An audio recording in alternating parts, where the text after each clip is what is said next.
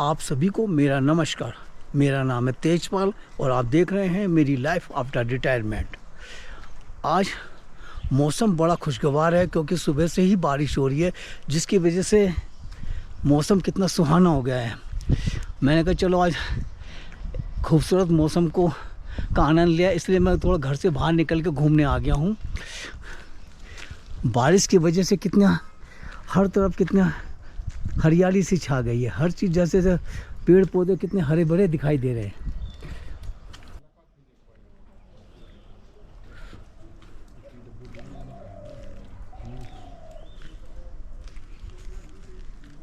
ये देखिए वो जो लगा हुआ है आप हैं श्री DK सिंह जी। जी। सर, आप अपने रिटायरमेंट के बाद का समय कैसे गुजारते हैं? देखिए सिंह साहब, ऐसा है कि मेरा रिटायरमेंट के बाद में एक तो मैं शेयर मार्केट में इन्वॉल्व हूँ, तो थोड़ा सा शेयर मार्केट देखता रहता हूँ मंडे टू फ्राइडे। और बिसाइड्स दैट मैगज़ीन और न्यूज़पेपर पढ़ने का मुझे शौक़ है, तो वो मैं पढ़ता रहता हूँ उसमें। और ज़्यादा लंबा टाइम मिलता है तो मैं यहाँ पर, मैंने इसीलिए ये यहाँ पर घर परचेज़ किया था कि जब भी मेरे पास में गर्मियों का ख़ास तौर से टाइम है, ये पहाड़ों पे जाके रह के और आनंदपूर्वक बिना AC, बिना पंखे, बिना कूलर, रजाई ओढ़ के आराम से सोएं यहाँ पर। तो यहाँ मार्च से लेके और अक्टूबर तक बहुत प्लेजेंट रहता है, और यहाँ आके रहिए और अपने टाइम पास करिए यहाँ। इसका मतलब है, आपकी बातों से लगा जैसे अभी आप कुछ काम कर, इसके हिसाब से अभी आप रिटायर नहीं हुए, एक तरह से आप भी आज की तारीख में भी आप लगातार काम नहीं, कर रहे हैं। बिल्कुल, मैं अभी भी अपने आप को बिजी रखता हूँ। ऐसा नहीं है, अगर मैं पूरी तरह से रिटायर हो गया तो ये जो मेरी लाइफ है ये और रैपिडली कम होती चली जाएगी। और दूसरा मेरा पर्सनल रिसर्च है कि आपके पास इतना अनुभव है, आप अपने अनुभव के आधार पर कुछ अनमोल विचारों को हमें बताएं ताकि सुनने वाला भी कामयाब इंसान बन सके। नहीं, ऐसा है, देखिए कि जैसे मैंने आपको बताया कि मैं प्रोफेशनली एक टेक्सटाइल इंजीनियर हूँ, और टेक्सटाइल इंजीनियरिंग करके मैंने करीब 22 साल DCM एट ए स्ट्रेच 78 से लेके और 2000 तक 22 साल नौकरी की एट ए स्ट्रेच। उसके बाद फिर मैंने करीब 4-5 साल जॉब किया बरनाला पंजाब में, और लास्ट 11 साल मैंने जॉब किया नालागढ़ में, हिमाचल प्रदेश में। ये मेरा टुगेदर करीब 37 इयर्स का मेरा वर्किंग एक्सपीरियंस है। और अब एट दिस एज ऑफ 73 साल की उम्र में अब हमारे पास में कोई काम नहीं है। आते हैं, या मकान लिया है, या गर्मियों में यहाँ रहिए, जाड़ों में NCR में रहिए। धन्यवाद सर। और आप हैं श्री MP सिंह जी। जी सर। सर, यही बात मैं आपसे पूछूंगा, आप अपने रिटायरमेंट के बाद का समय कैसे गुजारते हैं? मैं तो पढ़ाई करता हूँ, जो डिफरेंट बुक्स हैं, मैगज़ीन्स हैं, ज़्यादातर मैं किताबें पढ़ता हूँ, और घूमने में बिजी पड़ता हूँ, अपना मेडिटेशन करता हूँ, और चुपचाप शांति से बैठता हूँ, सोचता हूँ, और ज़्यादातर टाइम मैं ऐसे गुजारता हूँ। दूसरा मेरा प्रश्न है आपसे कि आपके पास अपने अनुभव के आधार पर क्या हमें बताएंगे कि इंसान को कौन कौन से ऐसे कार्य करने चाहिए जिससे सामने वाला भी एक कामयाब इंसान बन सके? देखिए, मेरे अनुभव के हिसाब से जो है वो ये है कि मेरा अनुभव एक स्पेशल फील्ड में है। उस स्पेशल फील्ड का अनुभव जो है, मैं एक लॉयर था पहले, और लॉ की फील्ड में मैंने काम किया है। और जो मेरा अनुभव है वो अनुभव जो है वो मेरे लिए है। उस अनुभव के बेसिस पे मैं ये किसी से नहीं कह सकता हूँ कि भाई आप ऐसे करिए और ये ऐसे कर लीजिए। हर आदमी को अपना अपना जो है जीवन में अनुभव गेन करना पड़ता है, और अपने हिसाब से चलना पड़ता है। मेरा अनुभव जो लॉ का है वो आज की तारीख पे ज़रूरी नहीं है कि आगे आने वाले लोगों को सूट करे। धन्यवाद सर। Thank you. आप हैं श्री वीरेंद्र कुमार जी, जो कि यहाँ पर गार्ड का काम करते हैं। वीरेंद्र जी, आप अपनी नौकरी के दौरान किन किन समस्याओं का सामना करना पड़ता है और उनका समाधान आप कैसे करते हैं?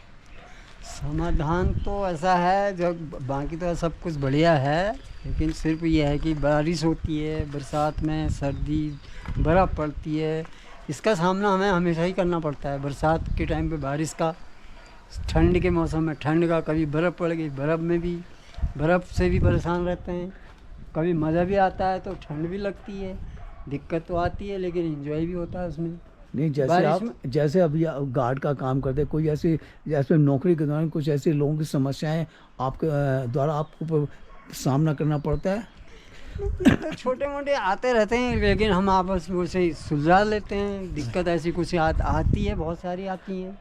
कभी कोई कुछ बोलता है, कभी कोई कुछ बोलता है, तो उनको समझाते हैं कि भाई शांति से रहिए, सोसाइटी है, सोसाइटी के नियम के अनुसार चलिए। उस हिसाब से हम उनको सुझा बुझा के समझा के अपना शांत करा देते हैं। पब्लिक मान जाती है, और थोड़ी देर कोई सर फिरे बोल जाते हैं तो उनको भी शांत करता है, समझाते हैं, तो प्यार से समझ भी जाते हैं। यानी आपकी लाइफ आराम से गुजर रही है। बढ़िया कट रही है हमारी, तो बहुत बढ़िया कट रही है। धन्यवाद आपका जी।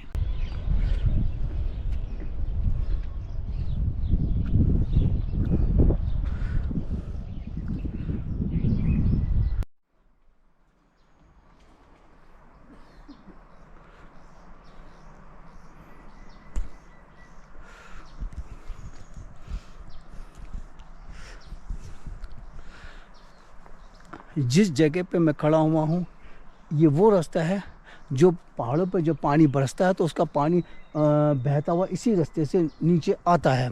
लेकिन आज 11 बजे से लेकर 2:30 बजे तक काफ़ी बारिश हुई, लेकिन मुझे यहाँ पे कोई पानी बहता हुआ ऊपर से नीचे आता हुआ नज़र नहीं आया। ऐसा लगता है कि जितना पानी बरसा वो सारा ही पहाड़ द्वारा या ज़मीन द्वारा सोख लिया गया है। ये भी बहुत ज़रूरी है, क्योंकि ज़्यादा बारिश होने से जो पानी सोख लेता है, उससे यहाँ के जो कुदरती सोर्स बने हुए होते हैं पानी के, वो लबालब भर जाते हैं। ताकि कुछ एक लोग जो यहाँ पे कुदरती सोर्स का पानी इस्तेमाल करते हैं, उनको लगातार पानी मिलता रहता है।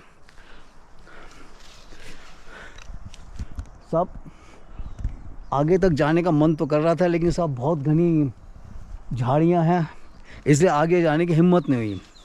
आइए आगे बढ़ते हैं।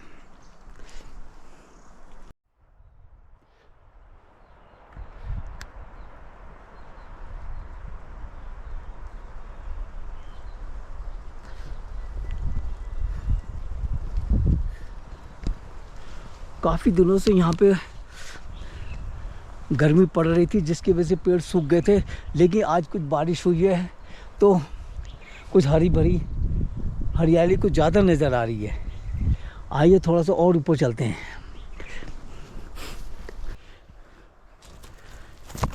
इन घनी झाड़ियों के बीच में से गुजरते हुए ऊपर चढ़ना कितना अच्छा लग रहा है। बारिश की वजह से काफ़ी फिसलन हो गई है, इन्हें बड़ा ही संभल कर चलना पड़ रहा है। ये सामने काफिल का पेड़ है, थोड़ा नज़दीक चल के देखते हैं साहब। यहाँ पे कोई फिसलन ज़्यादा है, इसलिए मुझे लगता है मुझे नज़दीक नहीं जाना चाहिए, कोई फिसलने का डर है।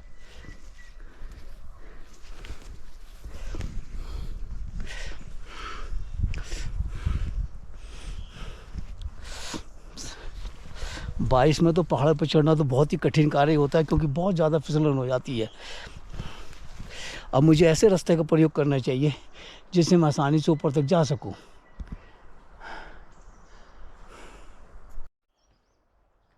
मैं ज़्यादा तो ऊपर तक नहीं जा पाया, क्योंकि मैंने देखा यहाँ पे बहुत ज़्यादा कच्ची मिट्टी होने के कारण और बारिश पड़ने के कारण बहुत ज़्यादा फिसलन हो रही है, इसलिए मुझे ऊपर नहीं जाना चाहिए।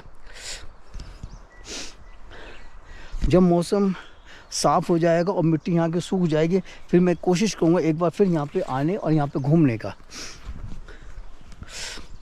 आज के वीडियो में अपना यहीं समाप्त करता हूँ। मिलते हैं अगली वीडियो में, तब तक के लिए जय गुरुदेव।